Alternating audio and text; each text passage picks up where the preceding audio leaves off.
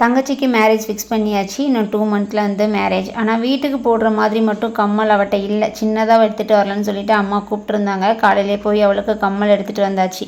போகிற வழியில் பார்த்தா பஸ் ஸ்டாப்பில் வந்து ஆச்சி நின்றுட்டு இருந்தாங்க. நாளைக்கு தான் வருவேன்னு சொல்லியிருந்தாங்க. ஆனால் இன்றைக்கி வந்து சர்ப்ரைஸாக வந்திருந்தாங்க.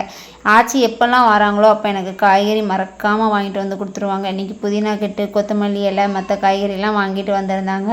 அதை எடுத்து வச்சாச்சு. தம்பி வந்து காலையிலேயே வாய்ஸ் மெசேஜ் போட்டிருந்தான். தம்பி சிங்கப்பூரில் இருக்கான். அவன் வந்து ஹனுமான் பக்தர், ரொம்ப ஹனுமான் கும்பிடுவான்.